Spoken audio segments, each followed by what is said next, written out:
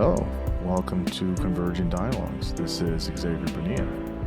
On this episode, I'm very happy to bring my conversation with Megan Kate Nelson. Megan is a writer and historian. She has taught U.S. history and American studies at Texas Tech, Cal State, Harvard, and Brown. She has her BA in history and literature from Harvard and her PhD in American studies from the University of Iowa. She's an expert in the history of the American Civil War, the U.S. West, and popular culture. She's written articles for many publications, such as the New York Times, Washington Post, Time, The Atlantic, Smithsonian, etc. She is the author of a handful of books, two of which we talk about in this conversation. One of the books we discuss is The Three-Cornered War, The Union, the Confederacy, and Native Peoples in the Fight for the West, which was a finalist for the 2021 Pulitzer Prize in History. We also talk about her very new book, Saving Yellowstone, Exploration and Preservation in Reconstruction America, both of which are absolutely fabulous. We start the conversation by talking about the reasoning for fighting in the Western theater of the Civil War, some of the location specifics, and the various characters involved. This comes from her book, The Three-Cornered War, and the first half of the conversation, we talk about that book. We talk about Native American peoples' involvement in the Civil War, how white Americans continued to have this forcible removal of land from Native peoples. We then switch to the Yellowstone book, and we talk about how, some of the aspects of Yellowstone, but how it has a pretty difficult history. On one hand, it's the first national park in the world, and definitely in the United States. And there's much pride that is to be had for that, but also many of the facts that occurred and the things that occurred to Native American peoples is pretty atrocious. And so there's a complicated history there. We spend some time talking about the role that President Grant played in the Reconstruction period after the Civil War. We talk about how Yellowstone went from expedition to national park. And we end the conversation with how do we love national parks while understanding all of its various complicated histories, which is kind of a theme for the conversation. In many ways, I love the national parks.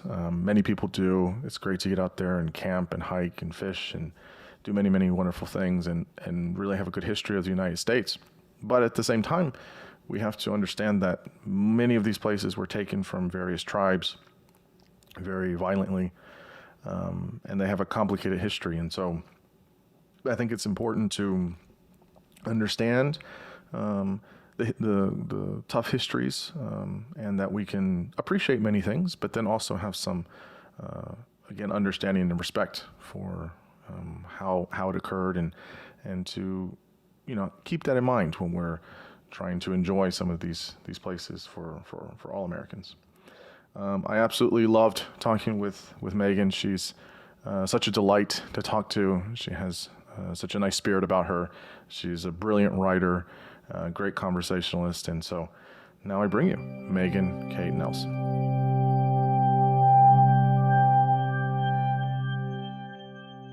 I'm here with Megan Nelson. Megan, thanks so much for coming on the podcast. I'm super, super excited to talk to you about your most recent book and then the one before that. And so we won't talk about everything you've written, but I think almost half of what you've written, which will be a lot of fun. Thanks, Xavier. Thanks for having me on. Yeah, of course. So you've written, I definitely want to talk about the most recent one. It mostly focus on that one. Both are great.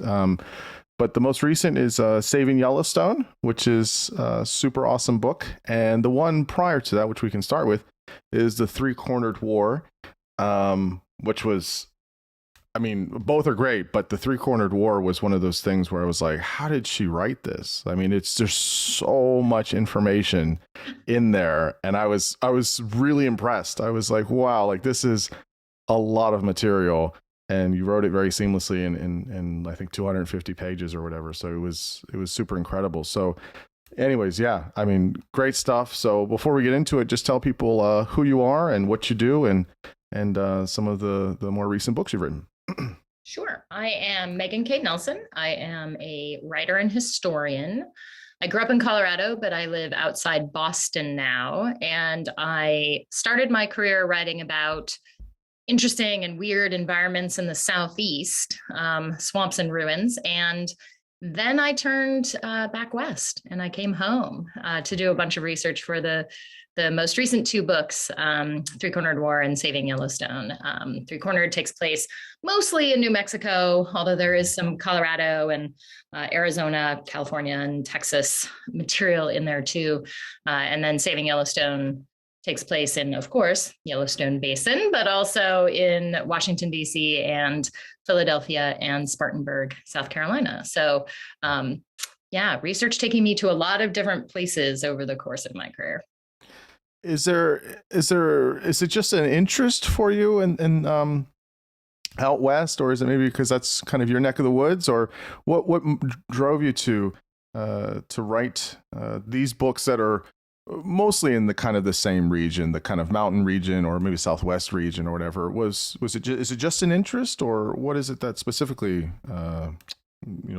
was the pull to write these books? Well, I think the thread that binds all four of my books is this abiding interest in strange landscapes and places that people find themselves in conflict over, mostly because they disagree about what their value is and how they should be used. And often these landscapes are really attractive to marginalized people, people of color, communities that are on the move. And so, if you look at swamps, ruins, the desert, and then geothermal basins of Yellowstone, they all have that really complicated history, and one that tends toward conflict. And as an environmental historian, as a landscape historian, that really intrigues me, these kinds of places. And so that's really one of the threads. And then I specifically came to Three Cornered because I had written this book on ruins, Ruin Nation, which is about the Civil War. And which has some Harper's Ferry content of destruction of that town. But was writing about the Civil War in the East, was teaching about it, and then I ran across these battles that took place in New Mexico. And as a Coloradan, I had never heard of these before. And I was just sort of astonished that I hadn't, and that I didn't know that Colorado soldiers were involved in the fight to protect the West and to keep it in Union hands when there was a Confederate invasion. And as I started to research a little bit more, I discovered that Native peoples, particularly Chiricahua, Apaches, and Navajo peoples, were involved in this fight as well. And when I found that out, I was like, well, okay, like we have to find out what's going on here and find a way to tell this very complicated story with multiple communities moving through the Southwest in all kinds of different directions. So that's how I hit upon the multi-perspective narrative strategy, which I actually stole from fiction writers, which I stole most directly from George R.R. Martin. Because I was both watching and reading Game of Thrones while I was conceptualizing this project. And, reading the novels, I was like, why am I reading these? Like, they're fairly well written for a fantasy genre, but, they're horribly violent and totally misogynist. And I was like, why do I keep turning the pages? Why can I not stop reading these? And it's because of multi-perspective narrative. You are sort of on the ground with a single person, and then you leave them and go somewhere else, and you can't wait to get back to them again. And so I thought, well, what if I tried that with 9 different people in the Southwest, which, everyone thought I was crazy. Pretty much only my agent and my editor thought that this had any potential at all. And I thought it had potential. And I believed that I could do it. And in fact, that it was the perfect narrative strategy for this particular kind of story. Yeah, well, you do it exceptionally well. I will say that I don't mind saying this. I've said it publicly, always in really unassuming podcasts, which is interesting. Game of Thrones comes up on my podcast in really weird ways. And I know, it's so beyond the cultural moment now. It's done. The show's over. The books. He hasn't written the 5th book that he's supposed to write in however long, or the 6th book, whatever it is.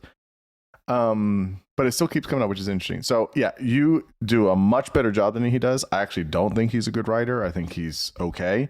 And I think the books are, I mean, the issues that you raised are also problematic, but I just don't find it very original.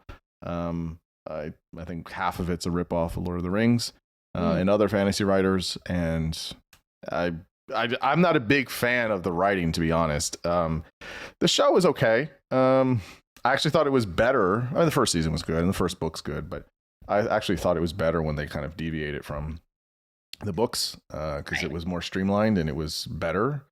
Yeah, it was much better for TV. I mean, because this is the thing, the books are so, I mean, they had thousands of characters, right? I mean, it was just insane. Yeah.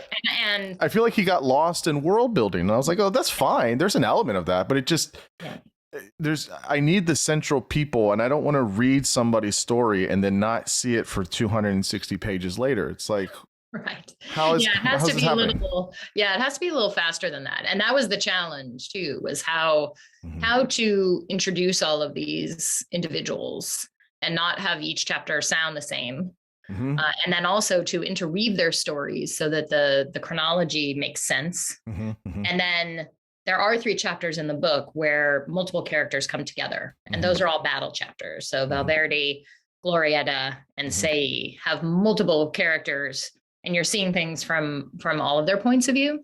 And those chapters were really fun to write. It was also fun to kind of tinker around with world building, which is not something we consider as historians, something that we usually do. Usually we're writing about argument, we're writing about ideas, and not thinking about what life was like on the ground and what a particular building looked like or what it felt like to move through the desert at 7,000 feet of elevation when you had never been there before. Yeah. Yeah, I agree. And I think that's what's really nice about the book is that most people, when we read about the Civil War, we read always about, here on the East Coast, but this Western theater, if you will, is rarely talked about. I knew it existed, but I don't think I ever really read about it at any point, even though I love Civil War history and stuff. And so that was the really big pull for me. It was like, oh, and then, keeping all perspectives. It wasn't just, the North and the South, but it was also, well, wait a minute. There's some other folks that have been living here much longer. What about their story? And then their perspective, which I thought was, I'll be honest, at first I was like, oh, this is really ambitious. But then like when I read it, I was like, whoa, then you can't unsee it. Then it's like, well, there's a really nice seamless story there. So I guess maybe give us 3 things, but kind of in order. So maybe kind of tell us what's kind of like, I guess, the overview and the importance of the much neglected Western theater of the Civil War, as you mentioned, in New Mexico, Arizona, Colorado. And maybe talk about the location, right, in terms of the background and the context for it, and then maybe introduce the characters. So maybe just kind of lay it all out. Just a couple things. Yes, a couple things. Yes. Okay. So I'll start with why people were there. Why was anyone even really interested in fighting over the Southwest, which for the purposes of the book is New Mexico territory, which in the early 1860s incorporates both what we know now of as New Mexico and Arizona, and then Southern California, Southern Colorado, and West Texas. So why was anyone interested in fighting over this region? It seems to have no relationship with the East, right? But both the U.S. and the Confederacy were interested in gaining control or keeping control of this region for 3 reasons. 1, gold. As we know, it costs money to fight wars, right? So it was very alluring, especially for the Confederacy, to have access to the gold mines, not only in the Sierras, but also in the Southern Rocky Mountains, where there had been some gold strikes in the late 1850s, also potentially silver and copper. So that was very helpful, or potentially very helpful. Second, Pacific ports. Again, this was more vital for the Confederacy They wanted access to Los Angeles and San Diego in particular, so they could have an outlet for shipping their cotton, because already by the summer of 1861, the blockade was already starting to form in the Atlantic and the Gulf. And so this was going to be a good way to move all kinds of supplies in and out, again, to support the Confederate war effort. So the Confederates wanted these two things, and so it was in the U.S. best interest to keep them from getting them, right? And then third, this is a more amorphous reason, that both the U.S. and the Confederacy had a vision of the West in their future, right? They imagined the West as part of their future as a nation. So for the U.S., the West was supposed to come into the Union as free country, lands, territories, and then states that were free from slavery as an economic and a labor system, and a system of widespread racism and oppression. And for Southerners and Confederates, the West was part of this larger vision of an empire of slavery that they would build from coast to coast, from the Atlantic to the Pacific, and then possibly even as a springboard into Mexico, into Central America, and into the Caribbean. So there were kind of, oppositional views there too of the future. This region from the Pacific really to the Missouri River had come in to the United States, mostly through warfare, but also through purchase in the early 1800s, and then in 1848 in the wake of the Mexican-American War, and then the Gadsden Purchase of 1854. So the Southwest in particular came in the early 1850s, and New Mexico became a territory at the same time California became a state, and it sat right in between California and Texas. So in the spring of 1861, Texas is the far western edge of the Confederacy. And the only thing that's standing between them and those gold fields and the Pacific ports of California was New Mexico territory. So Henry Hopkins Sibley, who was a career military guy, quit his commission in the U.S. Army, went to Richmond in the late spring, and basically met with Jefferson Davis and pitched him this plan to take a Texas army to invade New Mexico territory, to take all those federal installations for the Confederacy, and then launch a campaign for California. And Jefferson Davis thought this was a great idea. Like, he had always wanted the West as part of the South, and saw it as kind of naturally, I'm doing air quotes, naturally part, an extension of that region. And so he gave him the go-ahead. And this is how we got the Confederate invasion of New Mexico territory in the summer and the fall of 1861. So there were some challenges for him in this region. He was going to have to march an army from San Antonio in South Central Texas, 650 miles to El Paso on the western border, and then several hundred miles up the Rio Grande to Albuquerque, and then to Santa Fe.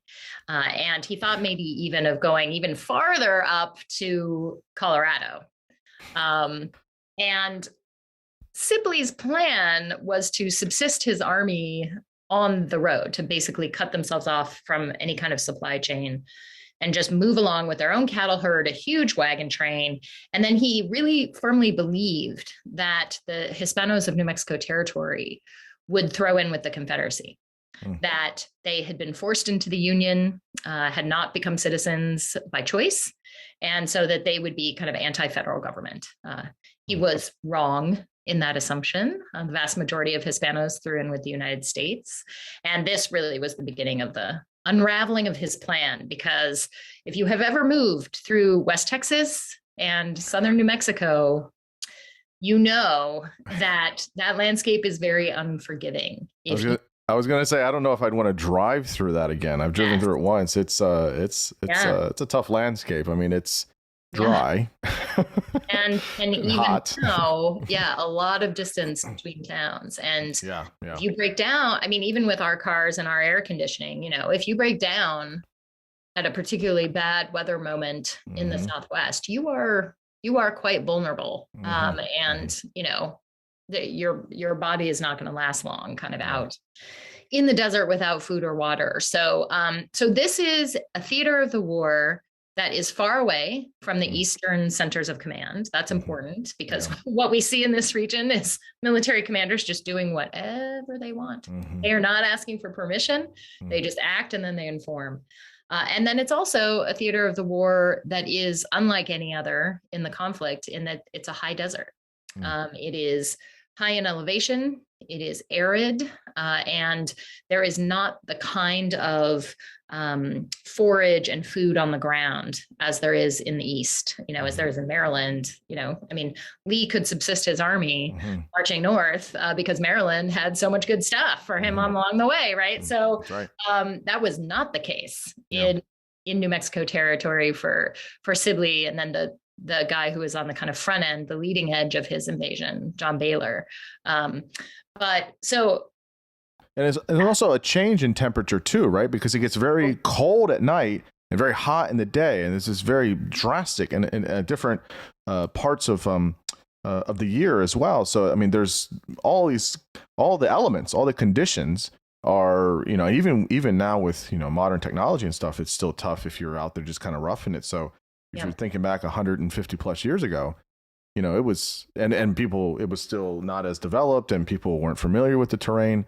At least Southerners they weren't familiar. So that's quite the ask to try and move all the way out there and take over all these towns and territories and peoples. But it seems like they didn't know what they were kind of walking into. Yeah, and which is weird because Sibley had been serving in that theater of the war for years. He was he's a career military guy out in the West. So he knew some things, like he knew to stagger his troops, to manage water supplies. He knew that they were going to have problems with indigenous peoples. He was kind of toggling back and forth between establishing treaties with them, trying to recruit them into the army, and then out and out attempting to fight them and exterminate them and enslave the survivors. And so it's very strange to me that he did not anticipate what was going to happen to his army if they lost their wagons and if they lost their horses as well, because you don't want to be walking through that landscape, especially come summertime, which is what they ended up doing, which is why the Sibley Brigade had like a 25% casualty rate in this campaign, because they were exposed basically the entire time. Which means sickness, it means sunstroke, it means dehydration. So as an environmental historian, that really intrigued me. And many readers have suggested that the desert is actually the 10th character in the book. And I think that's probably true. Nice yeah. And it really shows, I think, for anyone who studies war and society, why the landscape of war matters. How rivers and mountains matter, and then also climate matters, weather matters. When you're in a period of time where men are fighting in large groups on the ground, this stuff is important, and it shapes the way that people fight and the outcome of battles.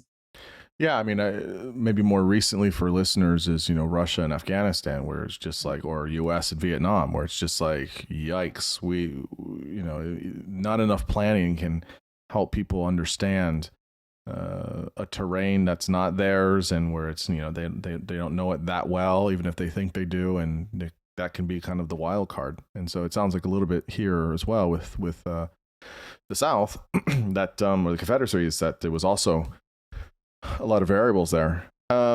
So you kind of told us how you did it, but maybe just, I don't know how you want to do it. Maybe you can do it by groups or something, but there's 9 characters.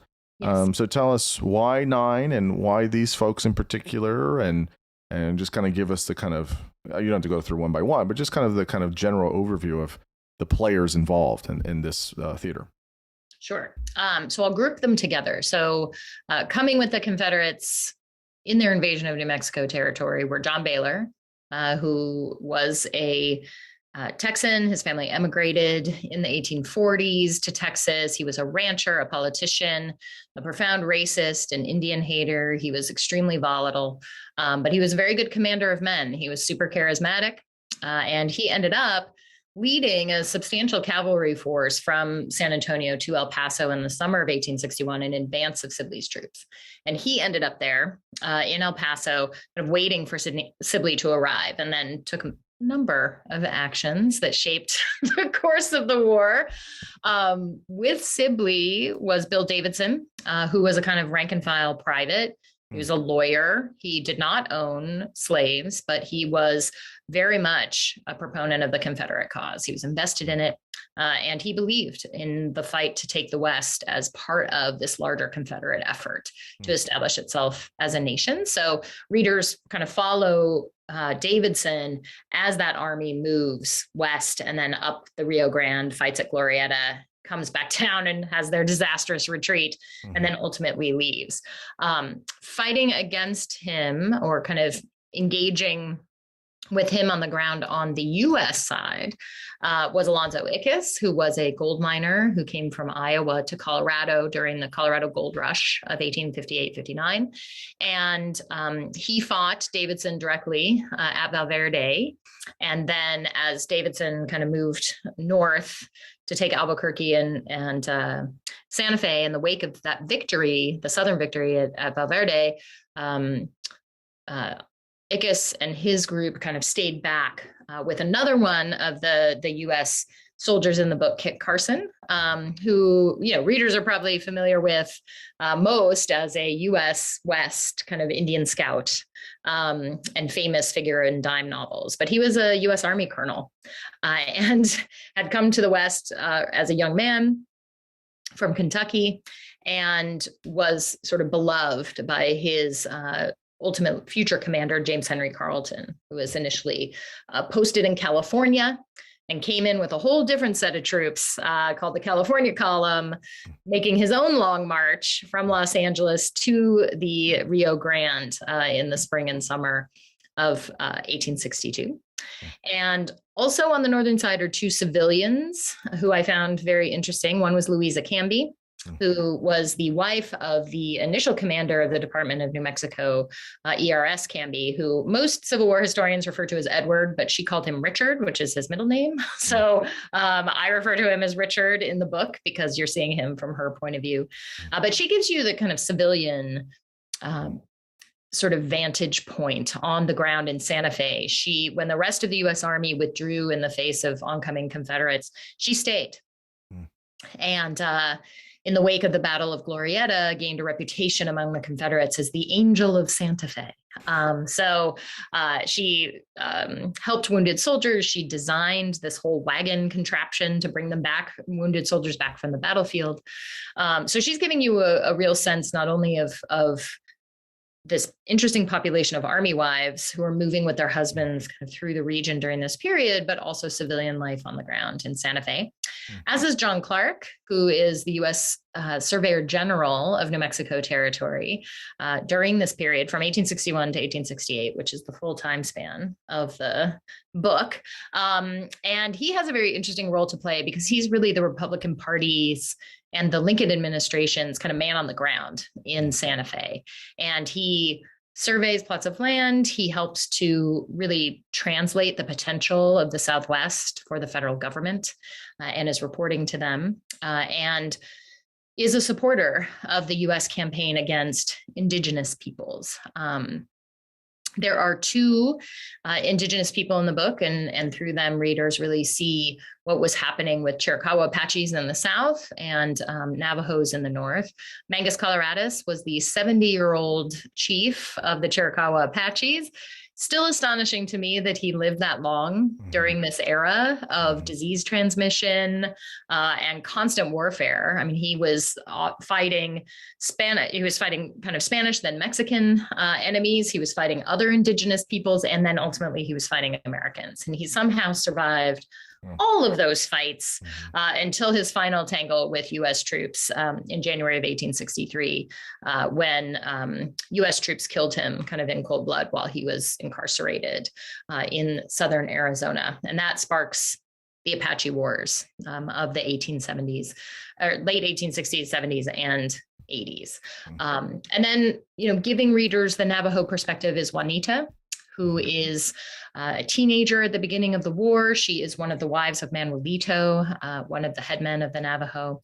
And she also, a little bit like Louisa Canby, gives us a sense of what it was like not to be a fighting person in this theater, but instead a civilian who is forced kind of by wartime circumstances to be on the move. And through her, we see the conditions of the long walk to Bosque Redondo, which is the result of a U.S. campaign against Navajos, and forced removal to Bosque Redondo, which was a reservation that James Henry Carleton created along the Pecos River in New Mexico. And then we see 2 years of their life there, which was really disastrous and one of the most egregious human rights violations, I think, in the Civil War proper. And we should really think of Bosque Redondo as we think of Andersonville and other prisons, wartime prisons in the 1860s, because it had that same kind of quality to it: surveillance, restricted movement, and then also just very high rates of disease and death, a 25% mortality rate for Navajo people on the Long Walk and at Bosque Redondo.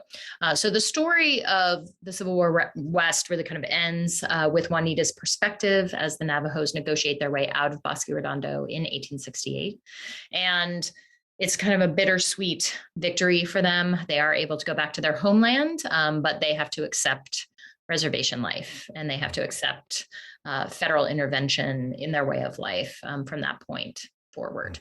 So it's a book with big scope. There were 9 people because I felt like all of these communities deserved representation and deserved to have their stories told, so that readers could understand how all of these different communities were in play during the Civil War in this place. Yeah, so you lay out very nicely.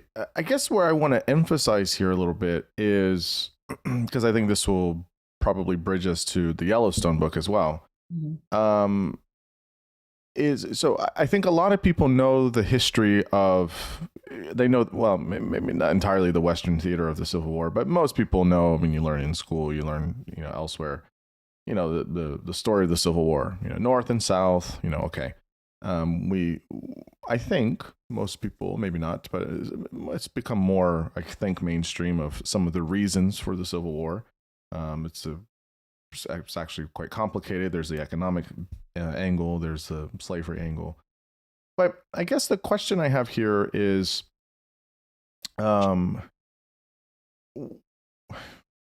what doesn't get talked about a lot is Native Americans in the United States and their story and their perspective, which is what I think is one of the features that stand out about both of these books. And so I think that's important to have a robust and complete picture of the history of this country.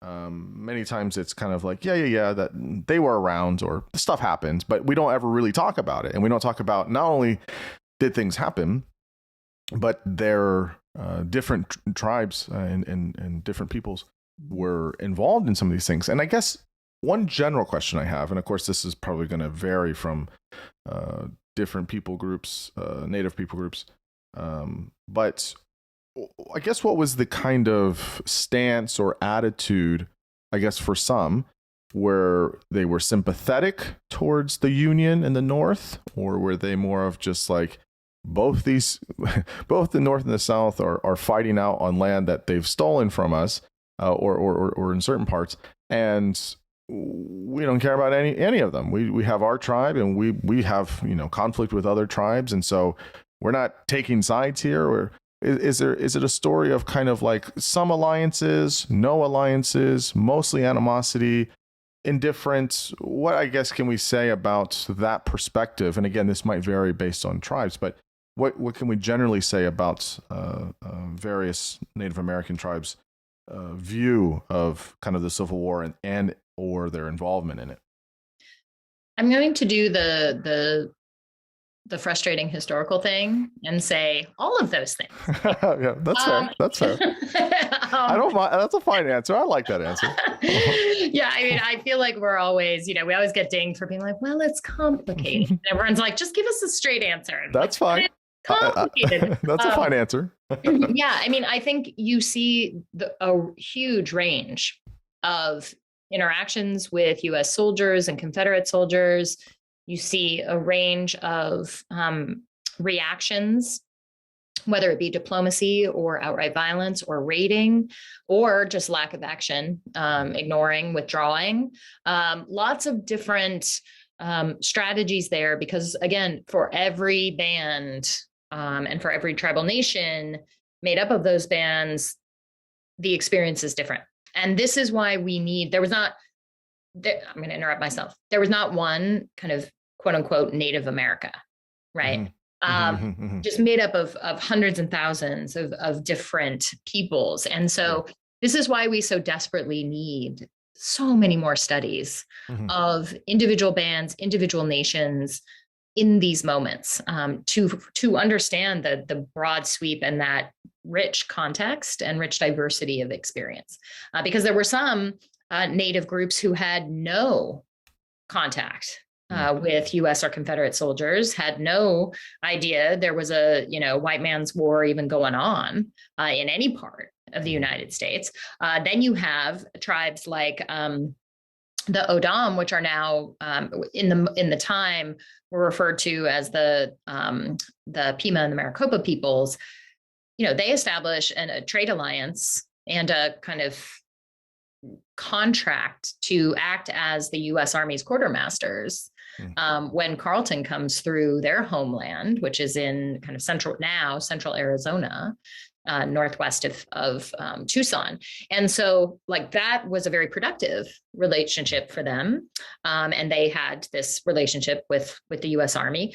But then you have different bands of Apache peoples attacking Confederate troops and Union soldiers, and you have Navajo raiders doing the same thing from the other side, Chiricahua Apaches attacking both sides in this moment. So even in this region of the Southwest, there is a diversity of responses. But for the most part in the book, if we're talking about just New Mexico territory, for both Chiricahua Apaches and Navajo peoples, who are not the only Native peoples in New Mexico, but they're the ones I write about most, their response is one of exploitation and adaptation, right? Because for the first time in their historic relationship with Americans, there are these just huge numbers of people on the road. They're who are moving back and forth, who have tons of horses, who have tons of cattle, who have wagons full of weapons and food. And it's just, you can imagine, right? Well, that's tempting for peoples who subsist often by raiding other indigenous groups or Mexican towns or growing in this period, American towns and wagon trains. So the Civil War for them initially is just an amazing opportunity. But that changes because when Carleton arrives in the fall of 1862 and the Confederates are pushed out of New Mexico for good, he turns the full force of his thousands of US soldiers on those Native peoples. And so then they become embroiled in their own kind of direct warfare. Navajos lost that fight and ended up, being forcibly removed to Bosque Redondo. Chiricahua Apaches were never defeated and continued to fight the US government for years and years. So even then, those fights don't turn out the same way. But that's just one snapshot. And so my plea has always been, the Three-Cornered War only tells really one or two stories from the indigenous point of view in this region. And so we need the hundreds more that are out there, and we need to know about them because that will just enrich our understanding of the Civil War era in this region. Yeah, no, that's actually a great answer. I mean, I know it's the kind of it's complicated, but I mean, I think that's how life is. We get a lot of players involved, a lot of variables. I guess I'm curious as to, some of this is just ignorance. Some of this is, trying to cover, dark chapters of our history up. And yes, some of this is just pure racism.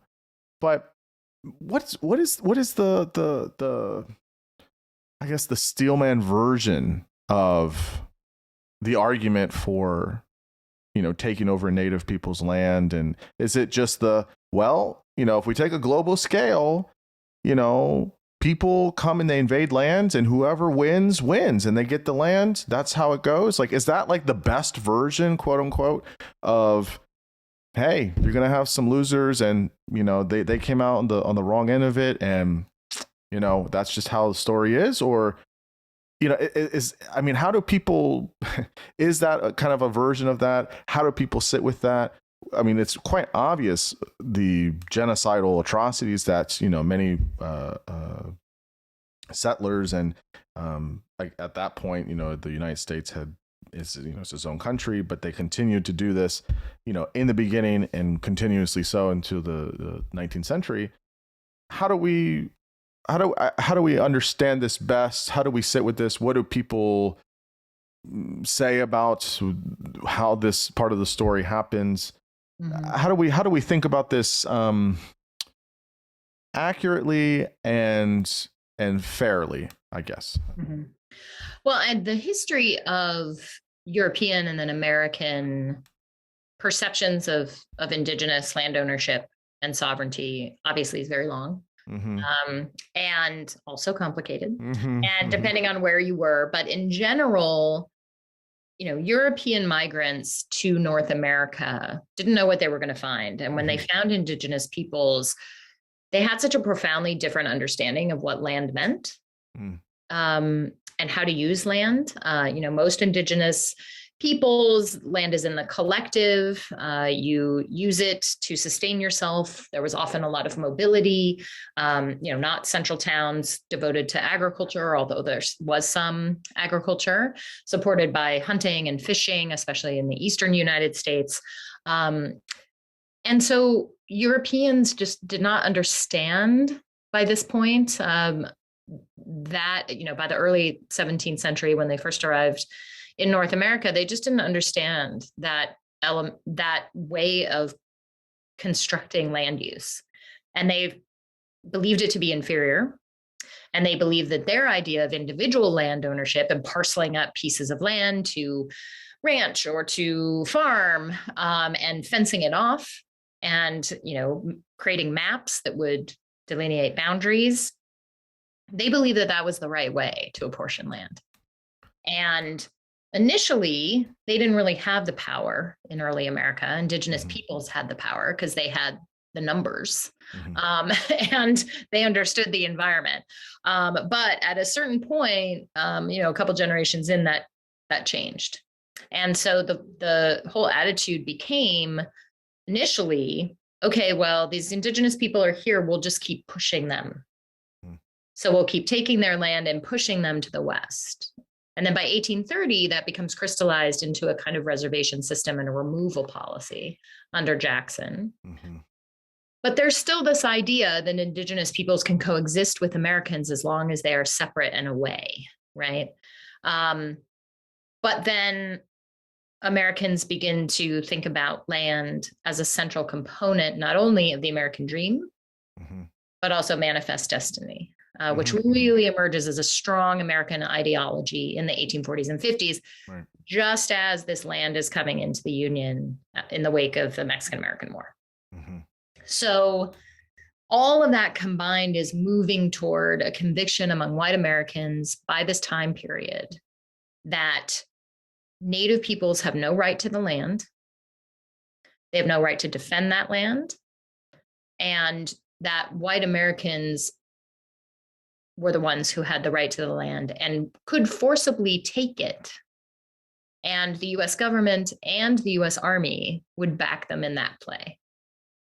So it kind of emerges over time, this idea, but it's pretty much a widespread assumption among white Americans by the 1860s that Native people should be taken off their lands, put onto reservations where they can be surveilled and controlled, and ultimately converted possibly into American citizens, although there was disagreement about whether that was even possible.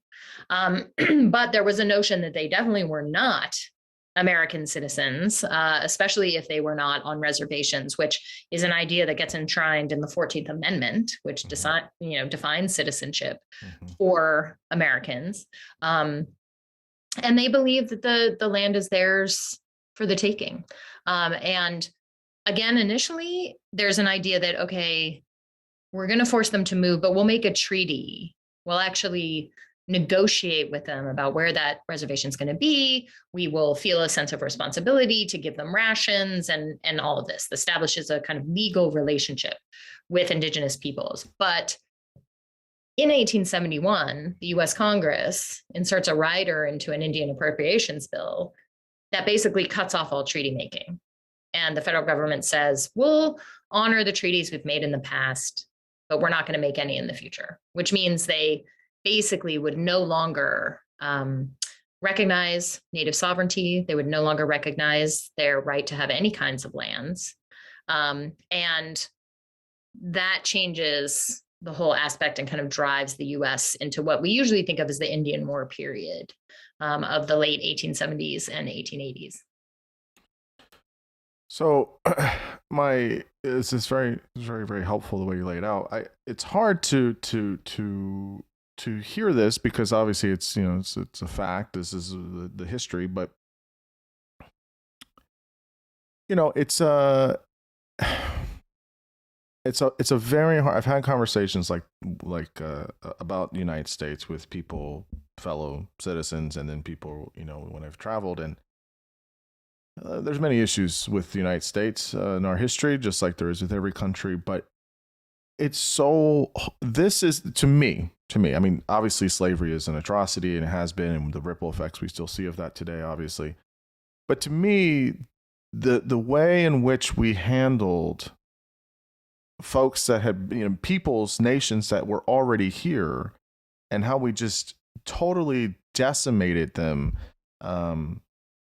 it just is not, it's real hard. It's real hard to just kind of sit with that. It's real hard because on the one hand, I can feel very patriotic and this healthy sense of nationalistic pride of like, yes, I'm proud to be an American. I'm proud of my country. And, I personally didn't do these things. My family personally didn't do these things, but it's hard to have that, especially so recently when we're talking about history. This didn't happen, 10,000 years ago. But it's very hard to A, ignore it, and B, to minimize that or diminish that. I mean, that's a deep stain on our legacy of our country, and I think there is a sort of collective ownership there, of like, look, the United States can be great for many things, but it also really was fucked up for different people groups. I mean, that's and the fact, I mean, I'm sure you've been on plenty of reservations. I have been on reservations as well in different parts of the country, and it's terrible living conditions for many of them, not all of them, but for many. And that's not how it was, until folks came here from Europe and generations and just continuously doing that. It just is, it's hard. I can hold a bunch of things in my head at once, but that's one of them that's really hard to kind of just, be okay with. What can you do now? How do we have treatment of Native peoples now? Should be, we should be able to cohabitate and interact with folks now that are still living here in the United States, but those are big stains on our history, and it is a hard thing. I was thinking about it as I was reading both books, but really the Three-Cornered War, of kind of sitting with that. It does, as we get to Yellowstone, it does take a little bit out of that I don't want to say patriotism, but it does take a little bit out of that kind of sense of healthy pride. It's hard to really sit with that. It is.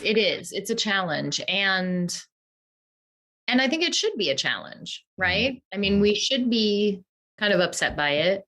It should be jarring to us to think about this. And I think what's even harder, and this is why historians have started calling this either dark history or hard history. You know, like these are the things that we need to grapple with in order to understand ourselves and to understand how the nation emerged as it did, and how it continues to be, right? But the points that I make, and one of the ways that the Three Cornered War and Saving Yellowstone are connected, and I think in some ways you can think of them as that Saving Yellowstone is kind of a sequel to Three Cornered War, because it does take place in a later time period. You can see the effects of events in Three Cornered War in Saving Yellowstone, but they are also connected by a common theme, which is that during the Civil War, the Republican government and Republicans in general were able to simultaneously fight for emancipation and pass the 13th and 14th and 15th Amendments and pass legislation and give money to and support the efforts of the U.S. Army to exterminate Native peoples and support white settler colonialism across the country, right? They didn't see those as contradictory. We see them as contradictory now because we can't believe that you could do that you could hold those two ideas. You could be so kind of progressive on the one hand and so incredibly racist and regressive on the other hand. But those Civil War Republicans and the Reconstruction Republicans, who both sent lawyers after KKK members in South Carolina and prosecuted them for conspiracy to undermine the civil rights of Black Southerners under the 14th and 15th Amendments, and sent Ferdinand Hayden out to kind of understand and bring Yellowstone into the fold, and then also to push out any indigenous peoples who might be there and incarcerate them on reservations. They saw those as twin parts of a larger vision of America as a free country, which is, it's really hard. And it's in Saving Yellowstone, I make the point, and I came to understand this as I was writing the book. The Yellowstone is a place, but it is also a symbol, because it is both beautiful and terrible, just like the nation itself, right? That there's all this stuff that you can see on the surface, but then that just indicates how much is going on under the surface, and that it's liable to explode. And that to me just became, I was writing this book during Black Lives Matter protests. I was writing this book in the middle of the January 6th insurrection. And it had never been more clear to me that this was true, that the United States is both of those things. And I think, we were discussing before you started taping this review I got on Goodreads from a guy named Steve, who was extremely offended that in Saving Yellowstone, I talked about the KKK and I used Lakota words initially as people's, to show you people's names and then also place names with the English translation in parentheses. And usually it's the other way. You get the English translation first with the native name in parentheses. He was very offended by that. And I think that what his response indicates is this trouble that people have, that they think, if I understand the dark or hard history of this place or this moment, it will destroy any kind of sense of patriotism, any kind of sense of wonder that I have of the great things about this country. And so I think that, and I don't think that's true. I think that we can go to Yellowstone and we can actually appreciate it more, knowing the fullness of its history. And we can go to the Southwest and be much more interested in what's going on there, given our knowledge of this very complicated history during the Civil War. So, but I understand that it is difficult. It is a difficult process to kind of, wrap your brain around that, because we're used to thinking that we have to be consistent all the time. Yeah, no, I agree. I would say that anytime, for me, when there's a certain element of suffering, for human suffering, it's the thing that tells us that things are real. Right? We can't ever really, reason our way out of that. Or, it didn't really happen, or it wasn't that bad. It's like, no, this was real. This was bad. Now there are some people that are that do try to do that with certain big events, which is, absolutely shameful. But I think that yes, we have to be able to sit with it, and I can understand. I agree with you. I think it helps give a much better respect, or potentially could give a much better respect and reverence for certain regions, certain races or people groups, and so I definitely think so. But it is definitely hard to sit with. One of the things in reading Yellowstone, I absolutely love. I like nature, but I love the national parks in the United States. I know there's a new Netflix documentary with President Obama narrating it, and so I saw the promo for that, and I was like, "Damn it, Obama! Why didn't you come and talk to me?" Oh. yeah. So I haven't seen it yet, and I am very excited to see it. So yeah, I love the national parks. I do. I think it's a great idea, and how we've done it and how we've kept it, and I think it's a good thing. Mm-hmm. But I mean, again, and Yellowstone's the first. I've been to Yellowstone. Yellowstone's a really cool place. It's a cool place when you look at the history of the planet, right? So just Earth, and like that big super volcano underneath of it. Like there's, the hot spring. Like there's some really, just from the geological perspective, and you're talking millions of years, it's a magical place. So there's the really ancient history of the planet. But then so when you understand the history of various periods, right? It's a pretty awesome place, and all the national parks that came afterwards. And I think just the concept and how we really put money, and that's the thing that's always bipartisan, that everyone always, doesn't matter how polarized we are, we always like to maintain national parks and things like that. And so I think that's great.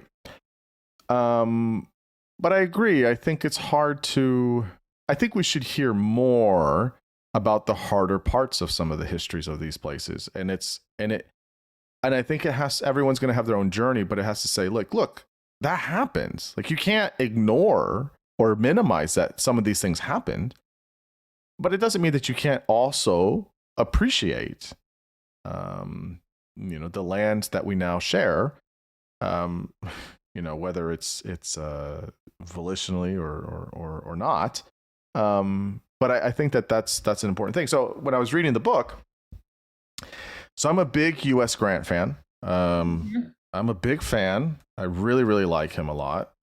And I know that you were rightfully so critical of some of the ways he was involved in things. And I felt myself getting really upset. I said, don't take Grant from me. I mean, there's so many other people that get taken away. Don't take Grant from me. I know he has his issues, but don't do it. I love Grant. But I think it's right. So you've kind of alluded to it of this, what happened. So there's a 67-68 Indian Commission, which I think was just before Grant. But then also we have what happened in 71, and then how he had kind of proposed an idea. So I guess if you jump back in a time machine, you go into, the Reconstruction era of the early 1870s, of having a one large reservation and one large territory. That was kind of the idea, almost how Lincoln had this idea of something similar to that for slaves, and or sending them to I think it was Liberia. I think was the place that he was considering. You can see how people are trying to find solutions. So I guess just is there any way you can help me in my mind settle how my views of Grant? I mean, he's not perfect, no one is, but how do we understand his involvement with various Indian nations? And is this just an error on his part? How do we understand it? So maybe just kind of give us the overview, and then how do we, how do you guys as historians, and for us as citizens, look at Grant's legacy with Indian nations? Yeah, Grant, as I got to know him in this book project, I came to like him more and more, but then I also came to understand one of his major flaws as president, which was that he would often move in certain directions, in directions we would consider progressive, when pushed, but when not pushed, he either retracted or just did nothing. So he made these two very interesting appointments in his first term. Ely Parker, who was a Seneca man who had been on his staff during the Civil War, was an old friend from Illinois. And he appointed him Commissioner of Indian Affairs, which just is kind of astonishing for the time period. You know, he's the only indigenous man to hold such a high office until the mid 20th century, and was not part of the cabinet, but was a very high level appointment. And it was Ely Parker who had this idea about, okay, and he firmly believed in removal. He firmly believed in civilization. He believed that indigenous peoples would be annihilated if they were not converted to Christianity and civilized, quote unquote, to become American citizens. And so his idea was to kind of bring Native peoples into one or two territories that could then become states, and then they could have actual representation in Congress. I mean, this is an amazing idea, and Grant was for it, but not a lot of other people really supported that idea, and then not a lot of radical Republicans did. And so Ely Parker didn't gain much support, and then in fact he came under kind of investigation and was ultimately shoved out. And once he left, Grant really didn't have anyone pushing him toward a more kind of interesting, progressive way of establishing a new kind of Indian policy. And so he reverted back to his most familiar mode, which was military leadership. And so he started to give more kind of power and money and support to the U.S. Army and their fights against Native people, particularly the Lakota in the 1870s. And similarly with Amos Ackerman, who was his appointment for Attorney General. Ackerman was a Georgian, a former Confederate. He was only able to serve because he was an appointed person and not elected. But he, interestingly, was one of these white Southerners who, once the war was over, just was super realistic. Was like, okay, we have to convert to this new way of being. We have to, give our fellow Southerners who are Black and freed from slavery, civil rights. We need to give them equality. We need to give them chances. And he was horrified by the violence on the ground and the acts of the KKK. And with the Department of Justice, which was created in 1870, with that department behind him, really urged, he did a bunch of investigations himself, and then he really urged Grant to take action to suspend the writ of habeas corpus in South Carolina in the fall of 1871, which would enable federal officials and U.S. Army officers to arrest KKK members and hold them in jail and bind them over for trial. And that really was what started the KKK trials of the fall of 1871 and 72, which in the book, In Saving Yellowstone, I describe as kind of the high watermark of the federal government's extension of its own power to protect its most vulnerable citizens. But once that was over, and once he fired Ackerman, like right in the middle of the KKK trials in December 1871. No explanation. No one has ever figured out why exactly he did it, except that Ackerman was making some enemies in the cabinet. Everyone was kind of tired of hearing about all of these horrible stories of Black Southerners. They didn't want to listen to it anymore. And they had kind of horror fatigue. And so he gets booted. A new attorney general comes in who's a little less kind of focused, I guess I would say, on prosecuting the KKK. And so Grant just gives it up, and he ends up pardoning most of the men who were sent to jail later in his presidency, and is focused more on bringing white Southerners kind of back into the fold to try and woo them to the Republican Party than to punish them for these actions. So, I mean, I would say Grant he had this great potential, right? And I think he was most comfortable when he could act like a general, when he could make these kind of decisions. And he did see white Southerners as rebels against the U.S. government in the wake of the Civil War. He saw them as in rebellion with their racial violence on the ground. And he thought about Native peoples similarly as enemies. I think he tried to meet and establish diplomacy with some Native peoples. And he's elected in 1868 with the slogan, "Let us have peace." Mhm. And I think he really did initially kind of apply that to the West as well as the South. Mhm. But then he abandoned it. And especially in his second term, he abandoned it fully. Yeah. And so I mean, he's one of these guys, I think he deserves a better reputation than he has historically had. Mhm. But I think he also had some complications that make his presidency kind of disappointing because he could have done so much. Mhm. And he only did a little. Mhm. Yeah, I mean, so that's how my read of him is as well, is that there's first term Grant and second term Grant is really how how I look at it. 68 to 72, fantastic. Yeah. More complicated, more kind of intercabinet strife in the second part of, and especially the last 2 years of his presidency. There's a mini, I mean, I'm sure you know this, a mini Grant Renaissance. There's the book that Chernow wrote about him, which was fabulous, and then there's the book that I think Ronald White wrote about Grant. So there's been some, full redress of Grant's. I mean, in the past 10 years, there's been at least 3 or 4 massive volumes, biographies by different historians that have really tried to look at him with new eyes and see him as really great on so many things.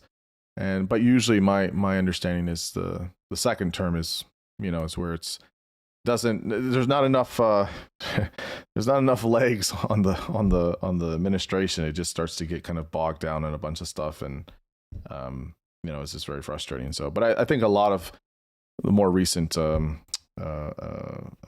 work on Grant has been to kind of correct he was a drunk and just smoked a bunch of cigars and wasn't really that great. And it's like, no, actually he did some really awesome things. And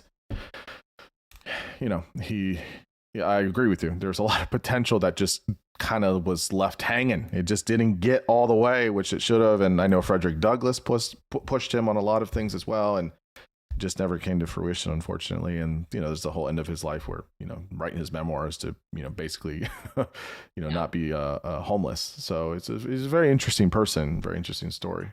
And those memoirs don't cover his presidency. I mean, that's very telling, right? I mean, right. And I wonder how much of that is because he literally was like finishing it when he was sick and he's dying. Like, who knows? But yeah, it is a hole there, of course. And so I guess just about Yellowstone. I mean, we've been talking about it and kind of around it, but it was a super big deal, and people wanted to get over there and explore it. How did it turn from expedition to? I mean, this is really the thesis of the book, but the expedition piece of it to the first national park. So what's that kind of story there, and the kind of the players involved to say, okay, we want to research this, explore this, look at this, survey it, understand it. Some, if you will, having photographers and people to kind of sell it back home to show, look what we found, how beautiful it is. But then also getting it to the place where it finally becomes, rather quickly, I guess you could say, to be in the first national park. Yeah, this is what's so interesting about Yellowstone. I had not known this before I started the research, that it was one of the last unmapped places in the United States in 1870. Mm-hmm. No one really knew what was there. It was kind of a blank spot on the maps. If you've been there, you know that it's surrounded by several chains of extremely high and jagged mountains. Terrifying. Yeah. Yes. And, many surveyors and expeditions kind of tried to get in there before 1870, and they could never make it. And part of the reason was that they didn't have the Transcontinental Railroad. They did not have the ability to get out there fast enough before the snows, kind of in between snows, in between the snows of April and May, and then the snows of September and October.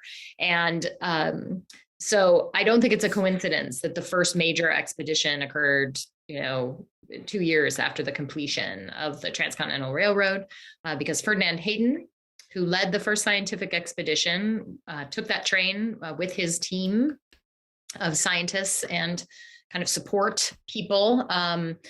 They all rode the Union Pacific from Omaha to Ogden, Utah, and then set out from there and took wagons along the northern road all the way up to Virginia City, Montana, which is a gold mining town, and then kind of arced over into the Yellowstone Valley, where they just left the wagons behind because they knew they could only really get through a lot of these passes on horseback or muleback. So they were able to, because of that technology, to get out there quickly enough to really launch this expedition and fully explore most of what we now kind of know of as all of the major hits of Yellowstone in that kind of 2-month time period. Ferdinand Hayden was, kind of hard scrabble guy. He grew up in poverty. He was a child of divorce.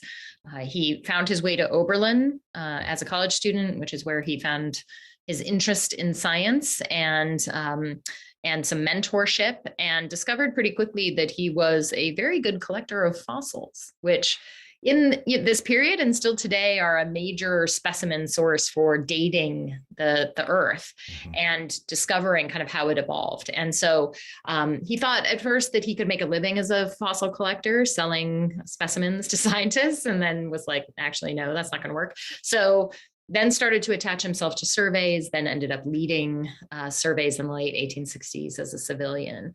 And so there had been some amateur explorations of Yellowstone in 69 and 70, and Hayden became a little alarmed that the amateurs were going to take over, and that he needed to get in there before anyone else kind of figured out that they could explore Yellowstone and kind of claim it for themselves or for the government. It's important to note he was not thinking about preservation, and neither was the government when he set out. His goal, like most surveyors and survey leaders in this period, was to figure out what was there, to make maps, establish all of the different natural resources, and then also establish whether or not they could be used productively. So did Yellowstone have farming or mining or ranching potential? How could people actually use this space? So that's what he was actually tasked with. And when he saw most of Yellowstone, he really pretty much determined most of it was pretty useless for anyone but scientists. He was particularly interested in the geothermal fields because even though, some of the most iconic images to come out of this survey in photography and in painting are of the upper and lower falls and Yellowstone Canyon, but it was really the geothermal fields that were the reason that Congress preserved this space, because the minute that Hayden saw them, he knew they were unique in all the world. He knew that just the extent of them, the number of them, the variety, the size, was like nothing anyone had ever seen. And it is true. Like today, Yellowstone is by far, we know, is by far the largest geothermal field in the world. Followed way down on the list, I think maybe by either New Zealand or Chile. And it's just not even a comparison. It's not even close. So he knew that these were amazing, but it really took a letter from the PR man of the Northern Pacific Railroad, A.B. Nettleton. It took a letter from him when Hayden returned from the survey in the fall of 1871, suggesting that perhaps Yellowstone could become a national park, to really start Hayden thinking about it. And he didn't have to think about it very long. Like pretty much instantly, he understood what a great idea that was, because it would preserve Yellowstone for science, and he could have free reign there. It would basically become his. So he's in this moment kind of staking his claim. The head of the Northern Pacific Railroad at this time is Jay Cook. He's in charge of financing the road. And the reason that he was interested in Hayden's expedition and in saving Yellowstone is that the Northern Pacific tracks were supposed to run from the Great Lakes to the Pacific Ocean, and they were supposed to run about 50 miles north of Yellowstone.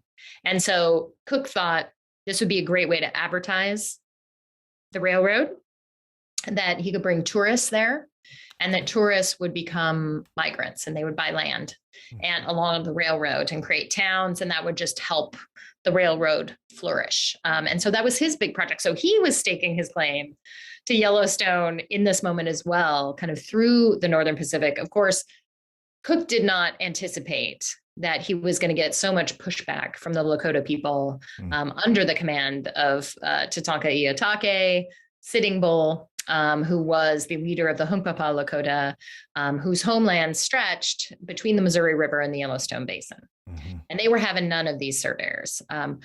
We don't know if they knew about Hayden, if Sitting Bull really knew that Hayden was in Yellowstone, but they most definitely knew that the Northern Pacific surveyors were out in that region at the same time. And they fought them in a series of battles in 71, 72, and 73. They fought the surveyors and their U.S. Army protective detail and succeeded in pushing them out of the region and delaying the construction of the Northern Pacific. So Sitting Bull, too, is staking his claim to the Yellowstone River Valley, to this huge homeland that he defends very successfully through the Battle of Little Bighorn in 76 and a little bit beyond that, before the U.S. Army really kind of set its sights on him specifically and forced him out of the country. Yeah, I mean, there's so many twists and turns to this story, and ultimately we know how it ends. It's a lot of hardship for some of the peoples, and then we have where it is today. So I guess the final question I have for you here is how should we, with Yellowstone? I mean, it's the first, and it has a very fascinating history, but how should we? And again, this isn't true of all national parks, but I think there's a handful that are this way. How should we look at many of the national parks? I mean, many of them are in the mountainous states, so Colorado, Wyoming, Montana, and then you have Alaska, Hawaii. They all have their unique histories. But how do we just, I guess, how do we hold two things in our head at the same time of like really love the national parks, but then also be mindful of like, I mean, some of this stuff was stolen, some of this we just claim sovereignty over other people groups, and sit with that as well. How do we do these two things? Well, I think the first thing that needs to happen is that in national parks themselves, there needs to be a reckoning, and Indigenous histories need to be fully present in wayfinding, in all kinds of other aspects of the tourist experience. And I know that Yellowstone National Park, in celebration of its 150th year, is actually doing this. They are installing a Crow Village at the north entrance in Gardner. They are building a Native History Center at Old Faithful, which is the most visited part of the park. And most popular. And they are also kind of establishing working relationships and listening sessions with 26 of the tribal nations that have a historic relationship with Yellowstone. And I think every park should be doing this sort of thing, anniversary or no. I think they should be establishing relationships. They should be bringing Indigenous peoples with connections to those spaces. And, when these are their former homelands or they are thoroughfares, places they have used, bring them in and involve them in the planning for the tourist experience. I mean, think about how cool it would be to drive into Yellowstone this summer and to have downloaded an app on your phone where it will ping you every time you are like driving through an important Indigenous space. Oh, yeah. Or, a place where something interesting happened in history. And it even could be not just Indigenous history, but maybe, important elements of the Hayden survey. It pops up and say, Hayden survey stayed here on this date, and then gives you a little quote about what they had found, and that kind of thing. We have so many interesting new technologies at our disposal now that can really help visitors understand the entirety of the park's history. And then they're not going to see it as so, visitors who might object to the depiction of Yellowstone in my book might on the ground, sort of engage with that Indigenous history in a way that doesn't make it seem as threatening, right, to their whole worldview, right? But instead, kind of an essential part of the experience of the park. Well, I mean, yeah, I mean, we have a young history. I mean, it's not like, again, we're not an old country. We're not a country of thousands of years of history where it's like, okay, we can't include every single thing from thousands and thousands and thousands of years. You know, we're talking 1871, 1872.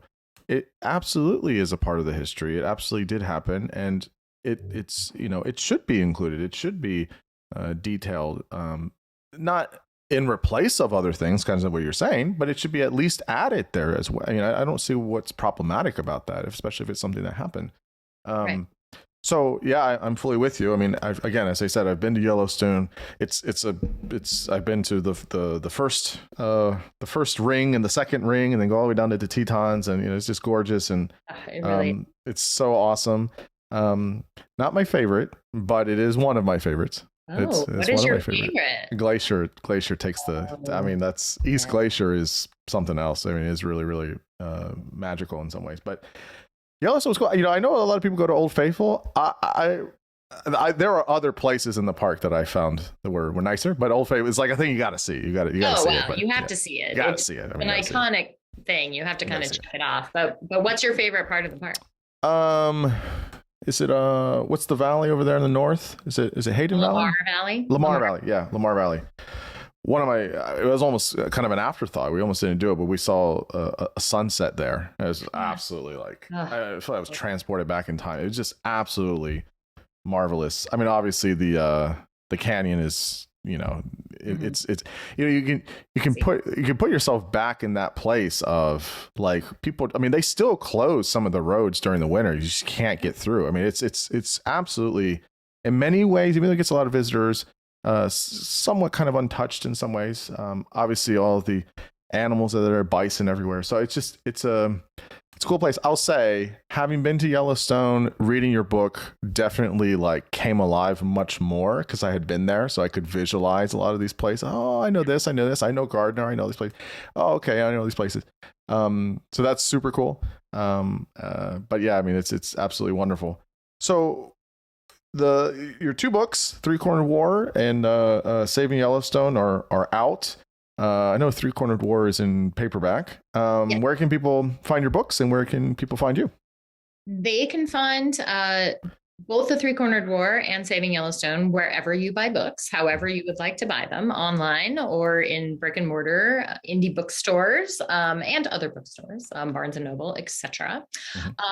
And they can find me at www.megankatelson.com, where I also have links to purchase the book in any way that you would like, in any form that you would like, because they are, I know lots of book nerds who like to have the book itself in either hardcover or paper. But you can also buy it in ebook, and you can also buy the audiobook. So if you read it or Lord, no. Okay. Nobody wants to hear my flat nasal voice of the Great Plains for 9 hours. But no, it's narrated by Cynthia Farrell, who narrated Three Cornered War. So that's another link between the two. But yeah. I would love it if people are planning a vacation trip to Yellowstone this summer, get the audiobook and listen to it on the way. Because it still takes some doing to get to Yellowstone. It does. It's fun. It's not laborious. I didn't find it laborious. I found it fun. And so, yeah, I think definitely listening to your book or reading your book, if you're going to go to Yellowstone this summer, would be absolutely essential. It's fantastic. And, Megan, I can't say enough thanks to you for coming on and talking to me. I absolutely love Civil War history. I love national parks. I love Yellowstone. I love your books. And this conversation was so wonderful and really, really, I think, important to have. And so I really appreciate your voice and your work. And so, just big thanks to you for coming on. Thank you so much for having me. Yes, I agree. It was a great conversation. So thank you. Of course. All right. Thanks.